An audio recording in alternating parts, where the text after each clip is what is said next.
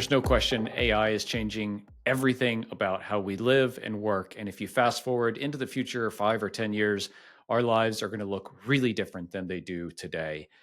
In this episode, I'm chatting with Stuart Grey about how he's using AI in his work life, in his startup, and his personal life, and how he's thinking about teaching his students and his customers how to use AI. I like this conversation with Stuart a lot because it's not just one perspective. As I mentioned, he has several different kind of stakeholders and perspectives that he is exposed to AI through and that he has to consider it. And so he has some really interesting insights into how we all can think about using AI, and then really specifically how he's using it, how he's using different platforms and models and technologies and tools to, as he said, make parts of all of his life a lot better. It's not replacing wholesale anything today, but it's replacing the most tedious, kind of boring, lowest value add parts of, in Stuart's case, a lot of his work life really quickly and really effectively. And so I think this is a really good first example in our series on AI of how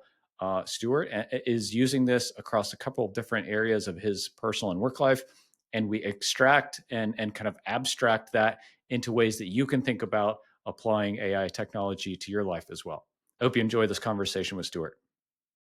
Okay, so Stuart, you're kind of like, we're talking about you using AI in like two parts of your world, right? Like day job at the university, and then like kind of running the business and startup. Like, let's maybe start on the university side. So I think teaching with AI is like super interesting. Like, what does that look like for you now? Like, what kind of tech are you using, and like what use cases are you being successful with, like adopting AI for your students? Yeah. So I teach AI to engineers, mechanical engineers, and aerospace engineers, and these are very technical young people. But I'm trying to teach them what tools are there and what are the possibilities, because everyone's got to accept their future working life will be AI will be a major part of it. And there's certain people, certain colleagues who don't agree with that, and I think they're wrong. So you've got to say, Okay. okay, we're teaching people to work in industry. AI will be a part of that. So what I'm actually trying to get across when I'm teaching these things is the critical thinking aspect of, okay, it's not using it or prompt engineering, anything like that, because that changes like 6 months to six, like, that changes all the time. It's more look at what you're doing, think about it, try and understand and be able to explore the edges of these tools, like push them and see what they're good at, what they're not good at, and then think about it. And I actually get them to build chatbots using ChatGPT to make a big prompt, and the chatbot is meant to teach them or colleagues, their peers, the given topic. And it's like ethics, sustainability, things like that, non-technical stuff. And they've got to Interesting. really, and these LLMs, maybe unsurprisingly, they're not very good at teaching ethics out of the box, but you can, for a number of reasons, but you can push them and tweak them. And it's that sort of aspect. And I also work with a lot of colleagues who different levels of experience, and it's a lot of that hesitation coming into, okay, what can it do? Is it just for generating essays? When it's really not. And it's given them the confidence to say, look, you can't break it, just ask it for stuff, see what it can do. We talk about the broad areas where it's good of sort of text transformation, like especially in the business side as well. Like that's a key use. If you've got it in one format, you want another format, bang, Yeah. there you go. Yeah. Hours saved, frankly. And then think about, okay, ideation, creations or riffing. Again, it's going to give you lots of rubbish, but it's food for thought. And if you are an active sort of participant in this conversation, then you can absolutely do it. And I think from the university side, there's a lot.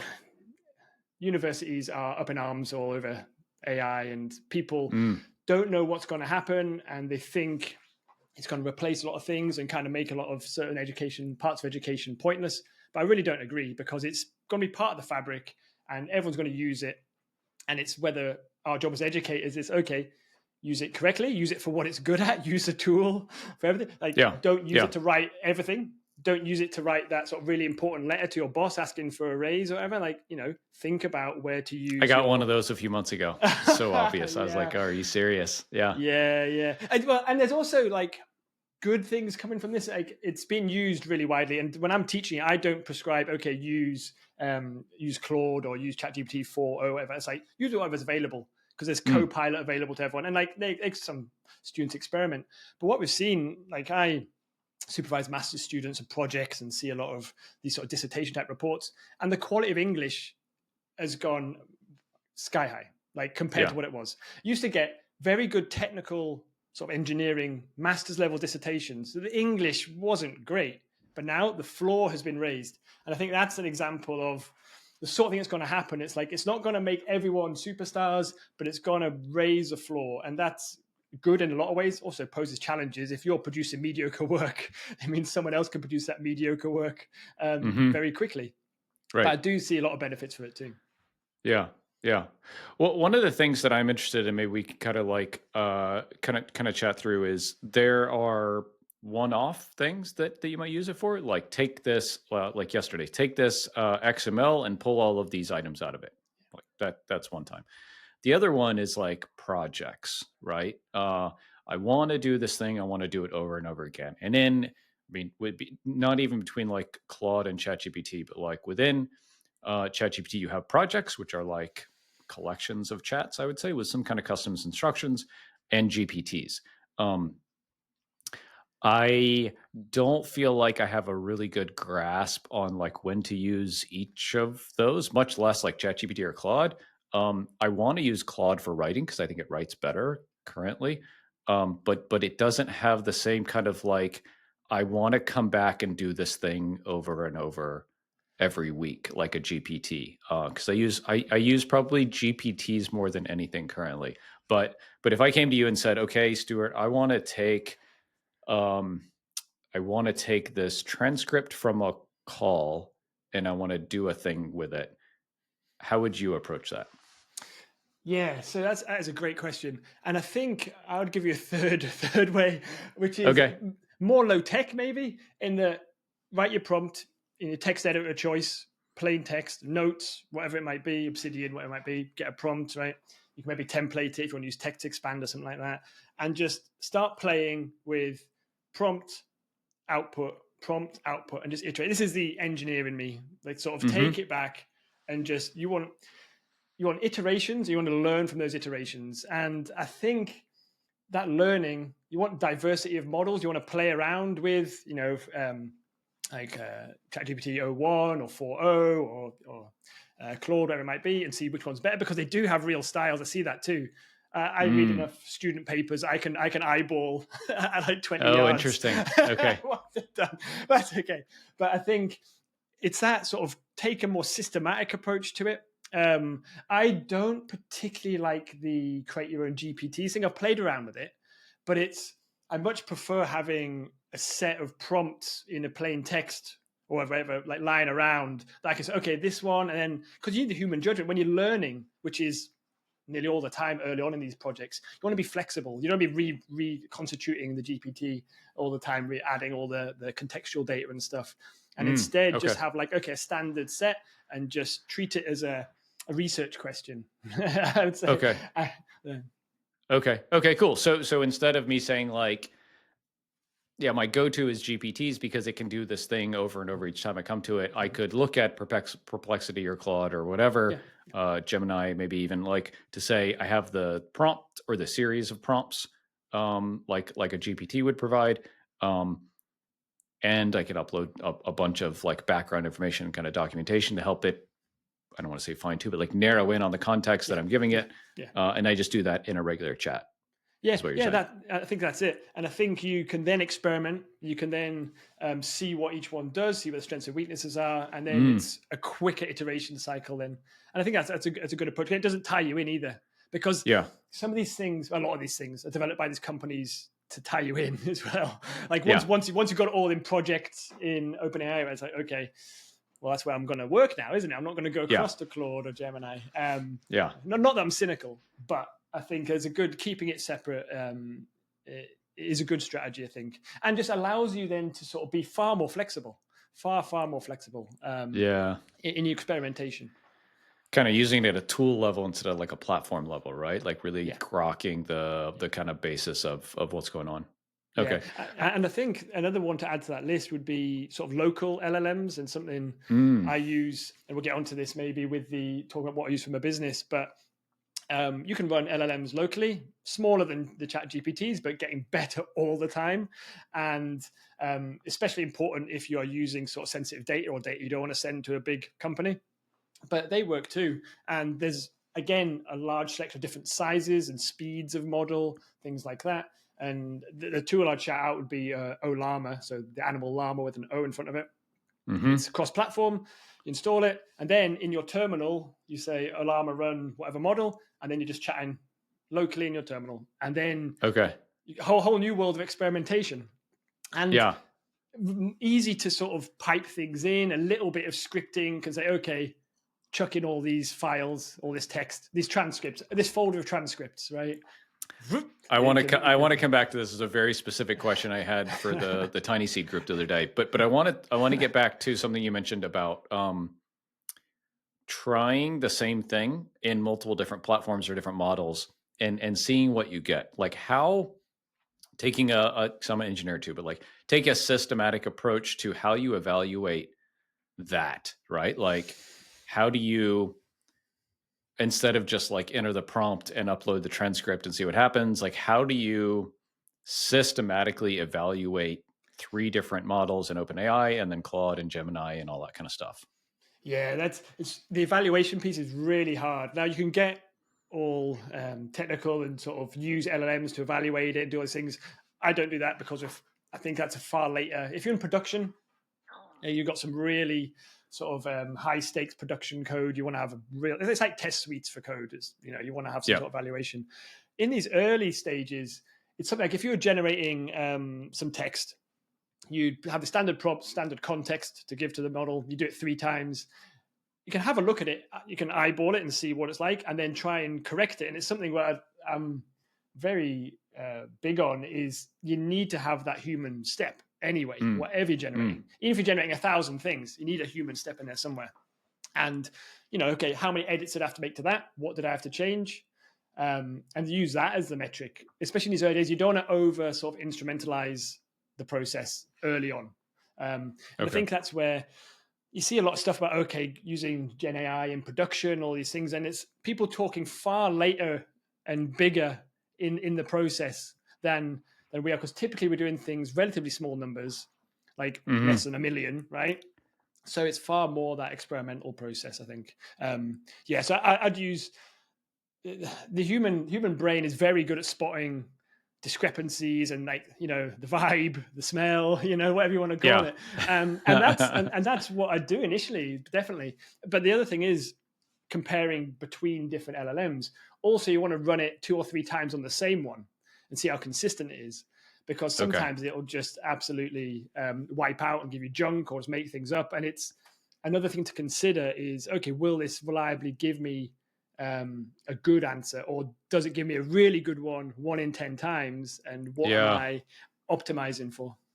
Yeah. Interesting. Okay. So for the repeatability within the same model, is that within the same chat or are you starting a new chat each I'd start a time? new Like, chat. Start a new chat. Yeah, okay. fresh So the context. previous Yeah, context would yeah, affect yeah, the output. Cool. yeah. Okay. I figured. Cool. So I mean, just to like rephrase, like it's pretty subjective in the evaluation at like you're saying at our level and kind of stage, right? Like don't make it more complicated. Yeah. Try a couple different models within each of the platforms. Try all the different platforms and kind of generally eyeball and see what you get.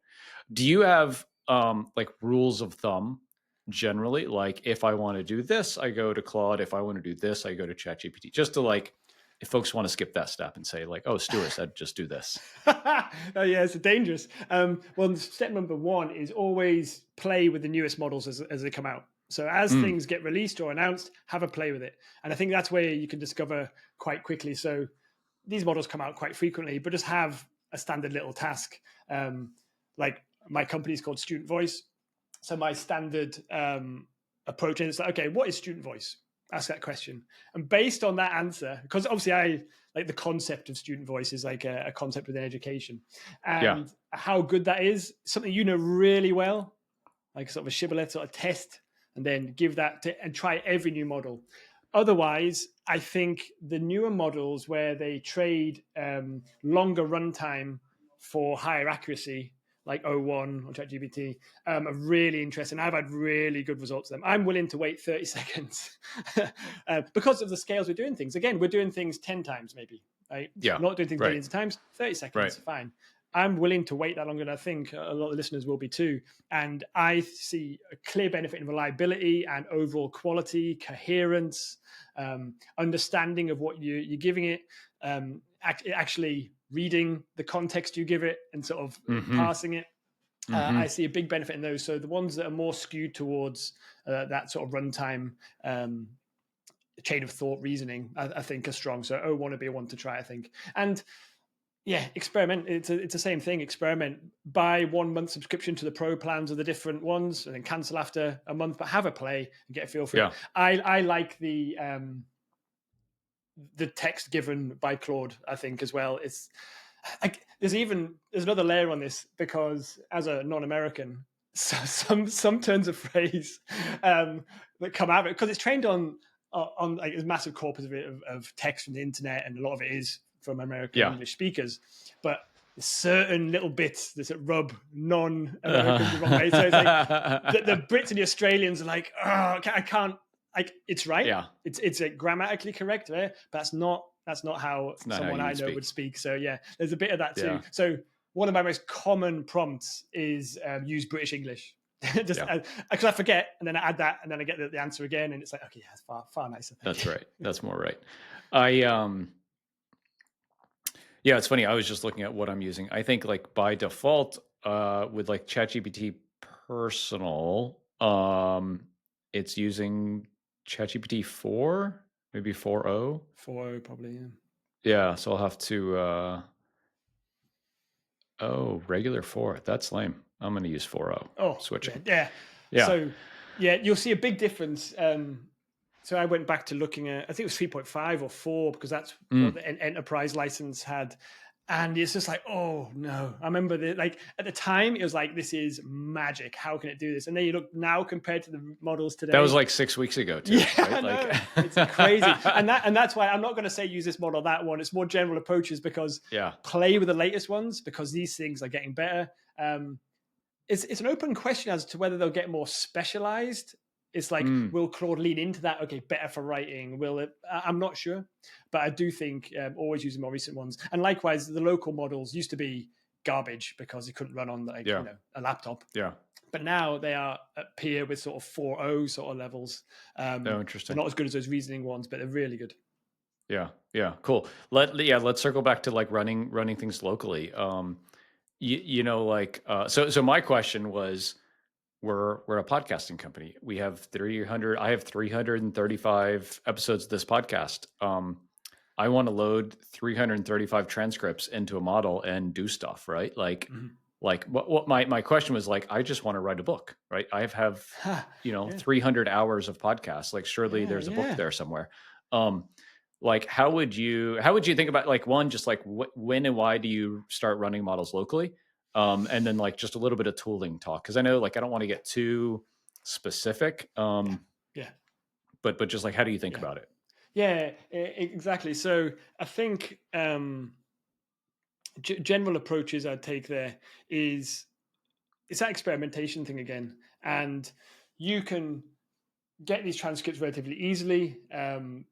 The sort of class of tools would be sort of the whisper tools, of which there's apps and things like that. Chuck them in, and then We do it at a platform level, so like yeah, we have the transcripts. Yeah. yeah, exactly. And then it's so with the local models, the only good business reason to use them is when you don't want to give your data, the data you're giving it, to a third party.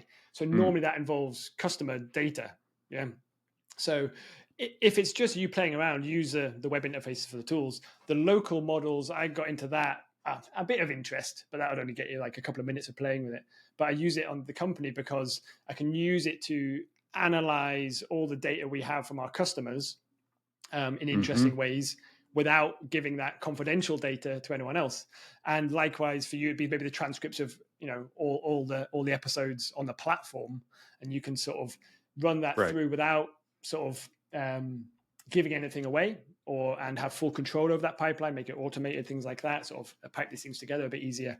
So that's the rationale, really. There are sort of ethical reasons of this, of control and things like that. I think it's, Yeah. if you're an open source fan, it's a great thing. But in a more sort of prosaic case, it's just, okay, in terms of data protection, again, in the UK, we're very strong on that. So it's from that reason. But then a typical flow then would be, okay, you have these transcripts. Again, you experiment. You take the first few, and what you're dealing with then, and again, this will be out of date in 5 minutes, is sort of then the context window, right? Yeah. And how much you can give in. So now transcripts can get long. I've recorded a few sales calls, and what is like not a particularly long or really talky sales call comes out as a huge, like a long text file, like when you paste it into an LLM. So I think it's at discovering models with a big enough context window, as in you can give them all this text.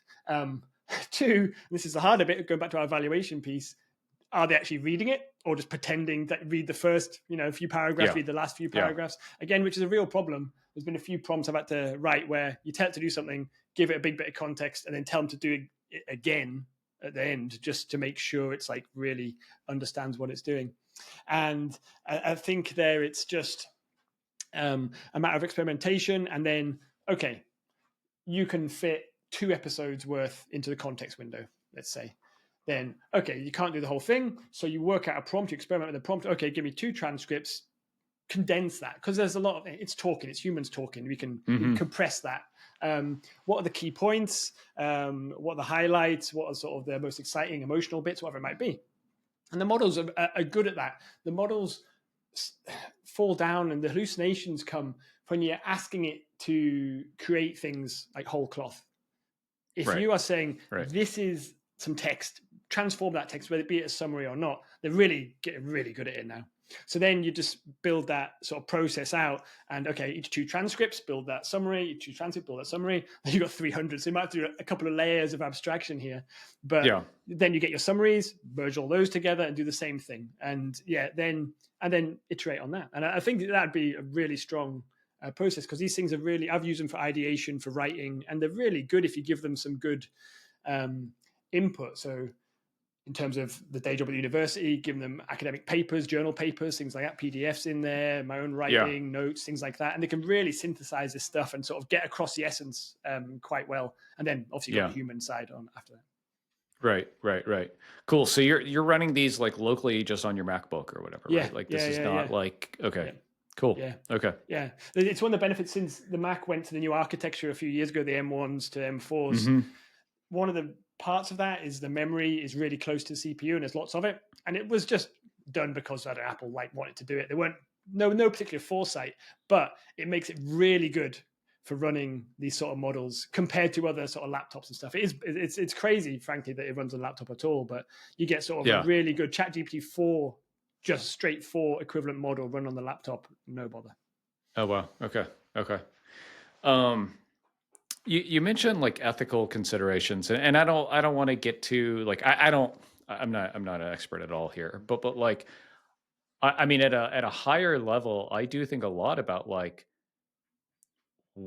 like if you follow this through to the end, like what the hell are we going to be doing in not 5 years, but maybe 10 years? Like, I see the stuff on Twitter that like 80% of people will be working less than 20 hours a week in 5 years. And I'm like, first, I'm like, bullshit. And I'm like, I mean, look at where this was 2 years ago, right? Nowhere. And it's exponential, right? So like, I don't know, like from a societal and a business perspective, like how are you thinking about where this is going and how to position yourself best? So I'll try and paraphrase what I tell my students, because this is, as you can imagine, this is a super common question from 18 to 22-year-olds. Like, are we going to have anything to do? And what it's going to do, as I mentioned before, it's going to remove the possibility of being mediocre. Which means if you're generating generic stuff generally for general people, what's the point? Like, and that can be I'm not talking about just content. I'm talking about in a job, office job, right? If you're just passing things from A to B, if you're the middleman, or you're just moving reports around or turning emails into reports, like, right, that's gone. Yeah. But that what it leads to there is hopefully, and I try to be an optimist on this, I really do, is a possibility that we become far more specialized and creative, and you find the thing you are really, really good at. You bring your special sauce, be that personality or just technique or problem solving, it may be, and you're using these tools. Now there'll be a certain proportion of people will go and live in the woods and okay, not doing it. Mhm. But I think for everyone else, it's going to be on building on top of these tools, and I do think it'll be far more specialist. It'll be all the people facing stuff. I see in all the AI world, you see these sort of video avatars and things like that, and that just I'm like for people Yeah. for scaling up outbound, and it's like that's not Yeah. that's not the Yeah. way it's going to go feasibly, because seeing someone face to face for half an hour is a million times better than some pre-canned generated video. Like it's kind of not Yeah. the point. Use it to remove the drudgery, frankly, remove the risk of mistakes. Like automation isn't a new idea. I've been doing that hundreds of years. And go to talking back to the 20 hours a week thing. Sort of Keynes was saying this, like the economist in sort of 1910. It's like, oh yeah, at the current rate, everyone will be working for 4 hours a week. It'll be brilliant. And that didn't happen. We'll find new things Yeah. to do. But hopefully maybe more satisfying things, more human things. Mm. Yeah. Which doesn't go down too well to the engineers I talk to, because they're like, well, I like engineering. Yeah. But then I get to the next level, which is engineering, as you know, is a very human, interactive team sport, Yeah. communication, all those sort of things. So then we get to the real nub of it, which is quite nice. But yeah, it's scary times, and it is coming. And I think 5-10 years is going to be wildly different. I've got 2 young kids, and I've not had them playing with it yet. I feel like an aversion. I don't want to sort of like ruin that innocence, because as soon as they get something they can talk to on the phone or the iPad, that's them going to be away. Yeah. And I think of what they're going to do. And yeah, that sort of human creativity aspect, I think, is going to be more and more important. So it's interesting. I have 2 kids, 12 and 14. One of them has GPT on his phone, ChatGPT on his phone, and he talks to it all the time. Yeah. Anytime he has a question, he does. It's so like from business, he doesn't go to Google anymore. He just goes to ChatGPT and talks to it, and it's fascinating. Like the stuff, the rabbit holes he goes down is so interesting. My older one, so that's my son, the younger one. The older one doesn't use it at all. Yeah. Um, so it's interesting to see kind of how they're looking at it and using it. I agree. Like, I mean, just frankly, I look at like, okay, running Castos, and like it is um, relatively AI resistant, I think, currently. Yeah. Like I don't think we're going to get replaced by AI tomorrow. Like there's a question of podcasting in general, like probably overall positive, like of a trend. Like if we were a Mhm. content marketing agency, I'd be shitting the bed right now. But um, Yeah. but like I largely think actually podcasting to that human kind of in Yeah. person thing is like on a positive tick.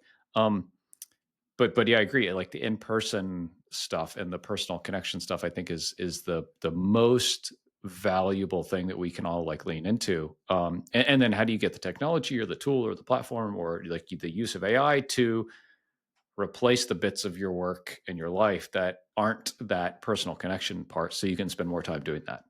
Yeah. Is kind of how I think about it. But it's super interesting from like being a boss and like the discussions with our team about like, hey, our development team, hey, how are you guys using this? Support team, how are you guys using this? Largely very positive. A fair amount of skepticism, Mhm. and like I think mostly healthy caution, maybe I'll Yeah. say, Yeah. like, hey, I don't want to just throw my whole current set of responsibilities at this thing that I don't really understand. Um, but like, hey, yeah, do like if it saves me 2 hours a week, that's cool. Like that's kind Yeah. of I think where we are as a company. I am trying to take, we talked about this before we started recording, is like I'm trying to take like anything I have to do, I want to open ChatGPT and do it. Yeah. And I try very hard to do that, and that's really where like this whole kind of series came about. Just like I want to do better at that, and I want it to be a part of kind of everything I do because I do think it's really efficient. Yeah. Um, as like a Yeah. starting point, at least. Yeah, I really agree. I think it's a tool with way more uses than people realize and way more specific uses because it comes across as a generic tool. Okay, give me a 500-word essay on the history of Mesopotamia. Right, fine, cool, right, whatever. But it's like, no, no, no. You've got a really specific job in that you're doing, whatever it may Yeah. be. It's writing, understanding, ideation, any of that. It's so useful. And on the sort of the replacement side, again, I'm really strong that in the future, you'll need you continue to need human input on it because the ones who forget, just let it do the whole thing, the whole stack automated. They sit back and do the 4-hour work week dream, whatever, right? The output is not going to be as good as if there's a human tweaking, constantly looking at Mm, it, giving some judgment yeah. on it. Like with student voice, so we analyze the text comments from university surveys of students, right? And I'm I did my PhD on autonomous systems, which is what they called AI before there was any money in it. So it's definitely possible to be too late and also too early. Yeah. But it's so I had these machine learning models categorizing the text, and you can be sure the first time I did that for a paying customer, um, I ran all the models and I checked every one by hand. And I remember it. I can still remember it was an all nighter. I went through the night checking a spreadsheet. Yeah. I could have done it myself, but I needed to automate this at some point. But Yeah. it's Yeah. that Yeah. checking you check. And that was before Gen AI. There's no hallucination there. It's just models being wrong. That's what we used to call it, errors being incorrect. And you've got to keep that checking. And I think you can replace parts of your work wholesale, small parts. I think you can replace lots of your work partially. I think that's probably the way to Mm, come. Um, mm, I think a trap, probably for more technical minded people, is I can automate this end to end. Like I can right. create, say, content marketing. I can I'm create going to a have new, this mega yeah, prompt chain agent exactly. thing. Yeah. And it works. It takes 1 minute. Okay, so 60 minutes in an hour, 24 hours a day. I can leave that running for a week. I've got 7,000 new articles. It's going to be brilliant. I'm going to take over the world. When it doesn't work like that.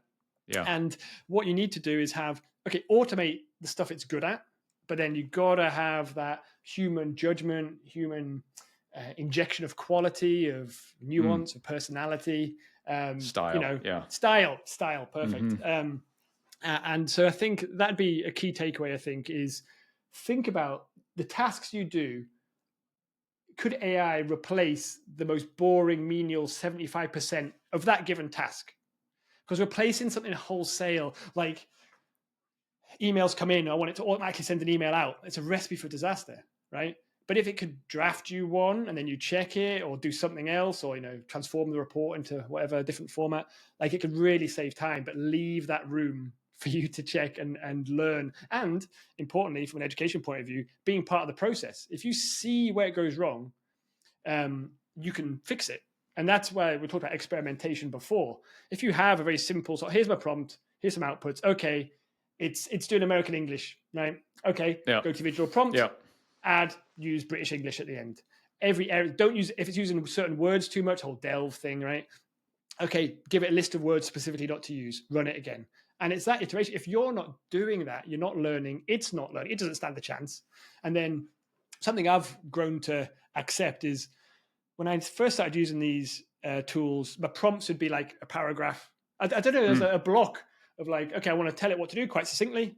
But succinct isn't, it needs all the information. Your prompt should be really dripping with and do this, don't do that, definitely look at this. And they're really quite structured and quite long, and you iterate your way there. yeah. I think would be the key approach.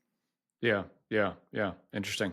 Um, kind of talking about student voice in the business, like how are you finding a lot of kind of consistent success with it chipping away at those parts of your work life? Yeah. So, and why we've talked before was on the sort of content generation. So, having just talked about how you definitely shouldn't have an automated process to generate thousands of articles. No. So, I think for the AI content generation, there's two types in my mind. There's the type which is generating generic rubbish, right? and you could do that. I don't recommend you do it because I don't think there'll be any benefit. It's going to be penalized eventually, if not already. What I think there's a big opportunity, and people don't seem to be doing a lot of that I've seen, is as a business, any business, you will have certain types of data or information or knowledge, like in your, I always think in the database, but like, in the business. And for us, it's sort of millions of comments from students. For you, it's transcripts of podcasts and lots of information about the podcasts. And I think an approach would be for your business or your project, whatever it might be, look at what data you have unique to you that you're generating anyway.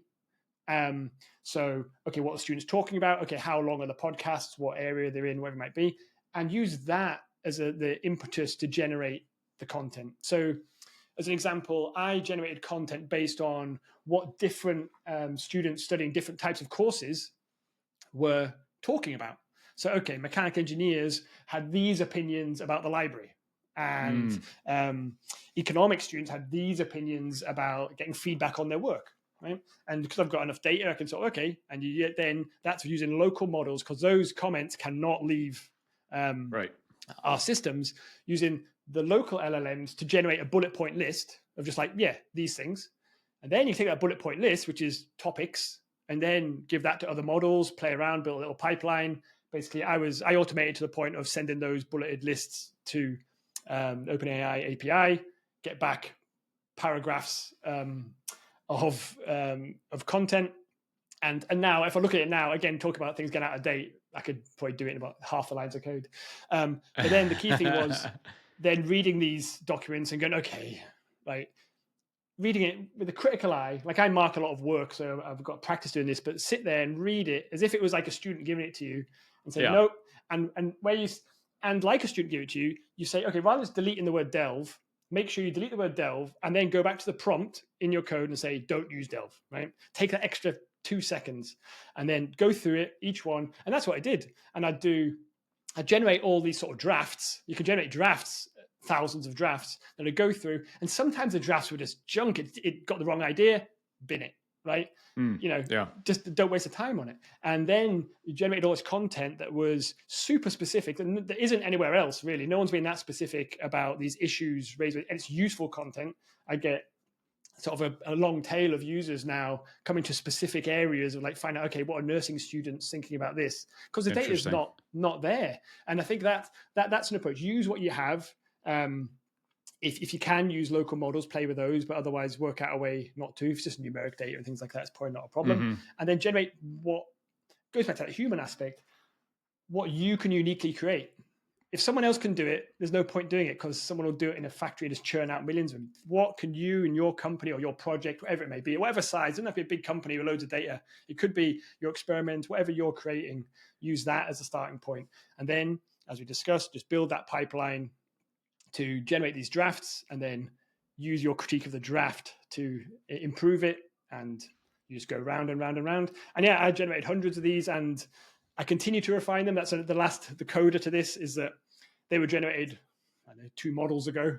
So now I've got a workflow is a bit much for it. I copy the markdown, paste it into for the blog post, paste it into different models and say like clean this up, make it more coherent, don't repeat yourself. All these like, and the model's like, oh yeah, of course, and it makes a tighter, nicer, higher quality writing. So you can sort of it's got to be a work in progress too. If you generate something.